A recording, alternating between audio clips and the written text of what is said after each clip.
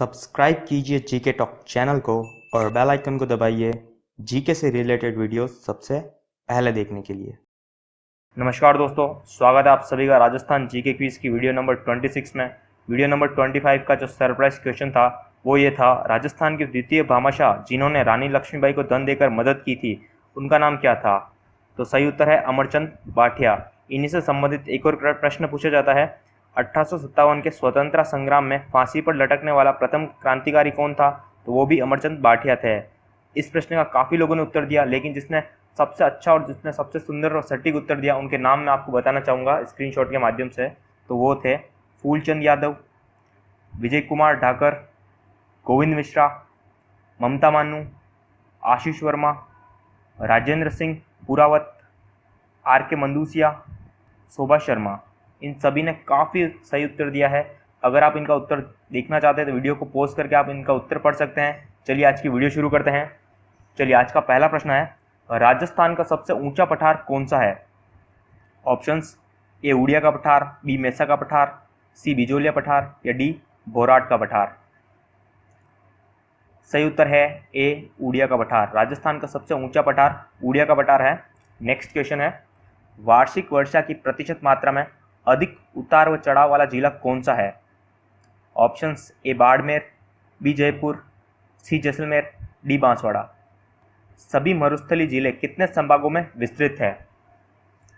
Options आपके सामने, ए 2, B 3, सी 4 या डी 5।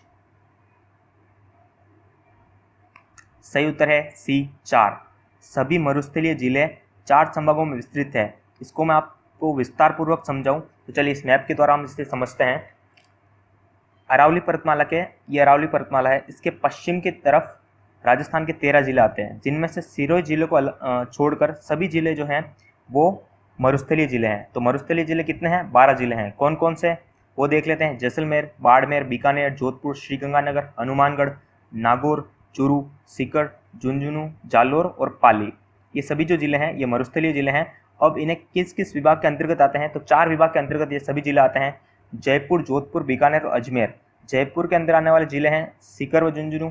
जोधपुर संभाग के अंतर्गत आने वाले जिले जैसलमेर, बाड़मेर, जोधपुर, जालोर, पाली। और बीकानेर के अंतर्गत बीकानेर, श्रीगंगानगर, हनुमानगढ़ और चूरू। अजमेर के अंतर्गत यहाँ का एक जिला आता है जो है नागौर। तो ये 4 संभाग है जिनमें जो मरुस्थलीय जिला आते हैं वो 4 संभागों में विस्तृत है। क्लियर हुआ आपको?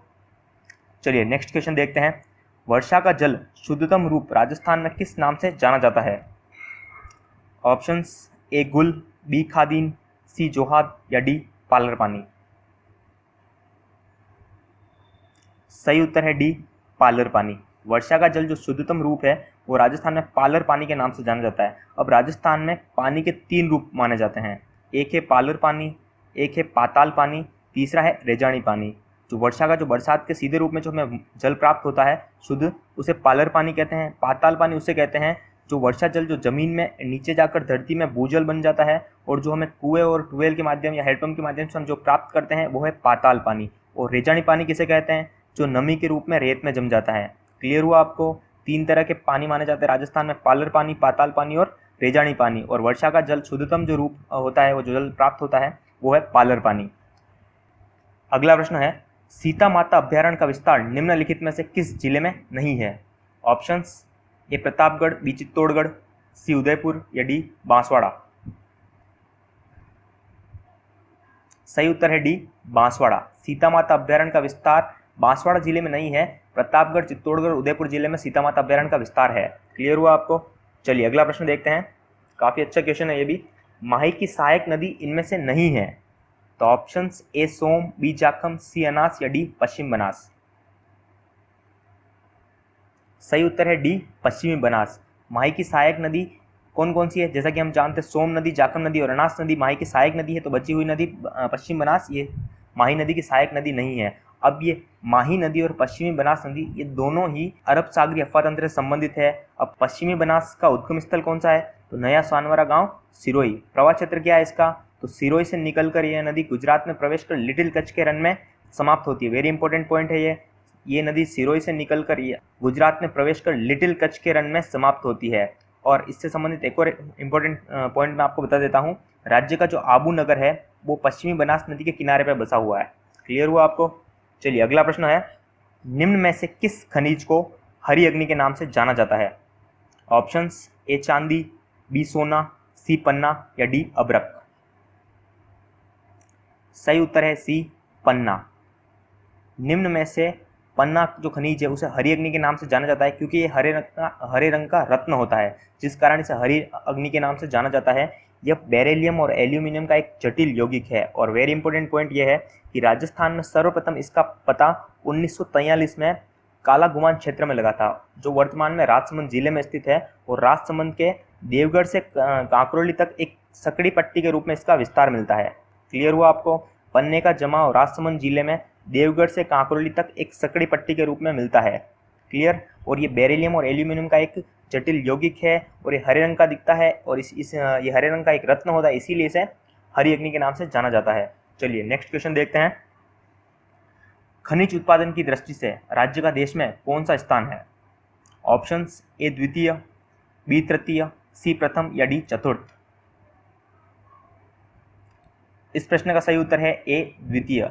खनिज उत्पादन की दृष्टि से राज्य का देश में द्वितीय स्थान है। और खनन के क्षेत्र में होने वाली आय की दृष्टि से पूछा जाए तो राजस्थान का देश में 5वां स्थान है। क्लियर हुआ आपको? खनिज के उत्पादन की दृष्टि से राज्य का देश में कौन सा स्थान है? द्वितीय है। और प्रथम स्थान किसका है पूछा जाए तो वो है झारखंड का। प्रथम स्थान झारखंड का है, द्वितीय स्थान राजस्थान का है। चलिए नेक्स्ट क्वेश्चन है, central institute of plastic engineering and technology की स्थापना कहाँ की गई थी? Options, A Alwar, B Jaipur, C Bharatpur या डी धौलपुर।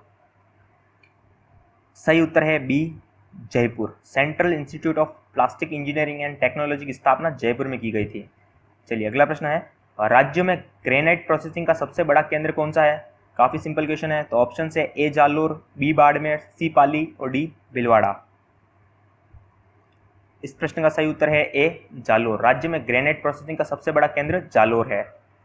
अगला प्रश्न आपके सामने है, रेगिस्तान वनारोपण एवं भू संरक्षण केंद्र कहाँ स्थित है? ऑप्शंस, ए जैसलमेर, बी जोधपुर, सी बीकानेर या डी बाड़मेर। सही उत्तर है बी जोधपुर। रेगिस्तान वनारोपण एवं भू संरक्षण केंद्र जोधपुर में स्थित है। अगला प्रश्न देखते हैं, इंदिरा गांधी मुख्य नहर राजस्थान के कितने जिलों में होकर गुजरती है? वेरी इंपॉर्टेंट प्रश्न है ये भी एक। तो ऑप्शन है आपके सामने ए 5, बी 6, सी 7 या डी 9।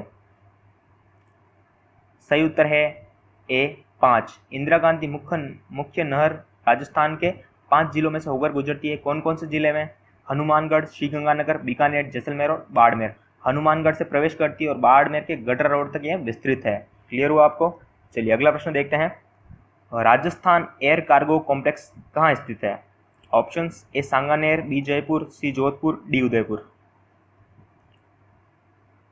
सही उत्तर है A Sanganer. Rajasthan air cargo complex Sanganer में स्थित है। अगला प्रश्न आपके सामने है, राजस्थान में पर्यटन पुलिस का प्रारंभ कब व कहाँ किया गया?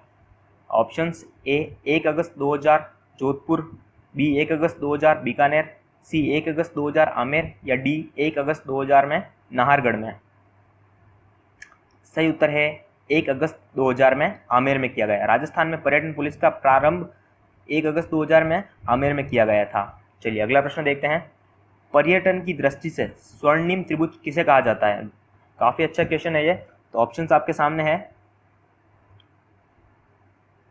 इस प्रश्न का सही उत्तर है सी, जयपुर, आगरा और दिल्ली में पर्यटन की दृष्टि से स्वर्णिम त्रिभुज जो त्रिभुज है वो जयपुर, आगरा, दिल्ली है। इसे गोल्डन ट्राइंगल के नाम से भी जाना जाता है। अगला प्रश्न है, राष्ट्रीय जनसंख्या आयोग का गठन कब किया? तो ऑप्शंस हैं, ए 11 मई 2000, बी 10 जून 2000, सी 11 मई 2001 या डी 11 मई 2002। सही उत्तर है ए 11 मई 2000। राष्ट्रीय जनसंख्या आयोग का गठन 11 मई 2000 को किया गया था। चलिए अगला प्रश्न है, औषधीय महत्व की सोनामुखी पत्तियों का निर्यात किस जिले से किया जाता है? ऑप्शंस आपके सामने, ए जोधपुर, बी उदयपुर, सी बीकानेर या डी जयपुर। सही उत्तर है बी उदयपुर। औषधीय महत्व की सोनामुखी पत्तियों का निर्यात उदयपुर जिले से किया जाता है। अगला प्रश्न देखते हैं, सूखा संभाव्य क्षेत्र कार्यक्रम राजस्थान कितने जिलों में चलाया जा रहा है? राजस्थान के कितने जिलों में चलाया जा रहा है? तो ऑप्शंस आपके सामने है A 10, B 12, C 11, D 8। चलिए आंसर आप सोच लीजिए। चलिए इसका सही उत्तर है C 11 जिलों में। सूखा संभावित क्षेत्र कार्यक्रम राजस्थान के 11 जिलों में चलाया जा रहा है। इस कार्यक्रम की जो शुरुआत हुई थी वो 1974 से 75 में की गई थी और इसका मुख्य उद्देश्य क्या है पूछा जाए तो इसका मुख्य उद्देश्य है सूखे का प्रभाव कम करना। चलिए अगला प्रश्न देखते हैं। रेगिस्तान का मार्च किसे कहते हैं? ये भी एक काफ़ी बार पूछे जाने वाला प्रश्न है। ऑप्शंस आपके सामने है A फाल्गुन माह, B मार्च महीना, C रेगिस्तान में पेड़ पौधे लगाना या D रेगिस्तान का विस्तार। इस प्रश्न का सही उत्तर है D रेगिस्तान का विस्तार। रेगिस्तान का मार्च मतलब रेगिस्तान का विस्तार होना, रेगिस्तान का बढ़ना, रेगिस्तान के फैलाव क्षेत्र का बढ़ना रेगिस्तान का मार्च कहलाता है। अगला प्रश्न देखते हैं। हमादा मरुस्थल का विस्तार किन जिलों में है? ऑप्शंस आपके सामने हैं। सही उत्तर है इसका D जैसलमेर, जोधपुर और बाड़मेर और जालोर जिलों में हमादा मरुस्थल का विस्तार है। चलिए अगला प्रश्न देखते हैं। ब्रेजन चैरियट्स क्या है? वेरी इंपॉर्टेंट क्वेश्चन है ये भी। तो ऑप्शंस आपके सामने A थल सेना युद्धाभ्यास, B वायुसेना युद्धाभ्यास, C थल सेना व वायुसेना का संयुक्त युद्धाभ्यास या D परमाणु परीक्षण।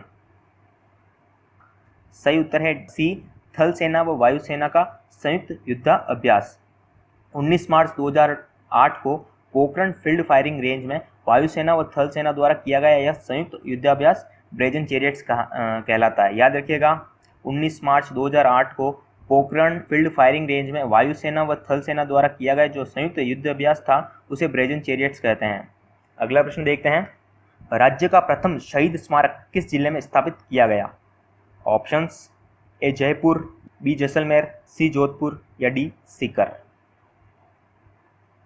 सही उत्तर है D सीकर। राज्य का प्रथम शहीद स्मारक सीकर जिले में स्थापित किया गया था। अगला प्रश्न है। भारतीय प्रौद्योगिकी संस्थान IIT एवं राष्ट्रीय विधि विश्वविद्यालय राजस्थान में कहाँ स्थित है? ऑप्शंस A जोधपुर, B क्रमशः जोधपुर एवं उदयपुर, C क्रमशः कोटा एवं जोधपुर या D उदयपुर। सही उत्तर है A जोधपुर। भारतीय प्रौद्योगिकी संस्थान यानी IIT एवं राष्ट्रीय विधि विश्वविद्यालय राजस्थान में जोधपुर में स्थापित किया गया है। अगला प्रश्न है। राजस्थान में भारी पानी का निर्माण कहाँ होता है? ऑप्शंस आपके सामने A Kota, B Rawatbhata, C Anta, D Suratgarh. सही उत्तर है B रावतभाटा। राजस्थान में भारी पानी का निर्माण रावतभाटा में होता है। चलिए अगला प्रश्न है। बेरोजगारी संबंधित आंकड़े एकत्रित व प्रकाशित करने वाली संस्था कौन सी है इनमें से? तो ऑप्शंस आपके सामने है A NSO, B NSSO, C NNS या D NOS। ये इस वीडियो का एक सरप्राइज क्वेश्चन है, तो जो भी इसका आंसर सबसे अच्छा और सुंदर और सटीक देगा उसका नाम अगली वीडियो में हाईलाइट किया जाएगा। तो अगर आपको वीडियो अच्छी लगी है तो वीडियो को लाइक कीजिए, शेयर कीजिए, कमेंट कीजिए और चैनल को सब्सक्राइब करना मत भूलिए। मिलते हैं अगली वीडियो में।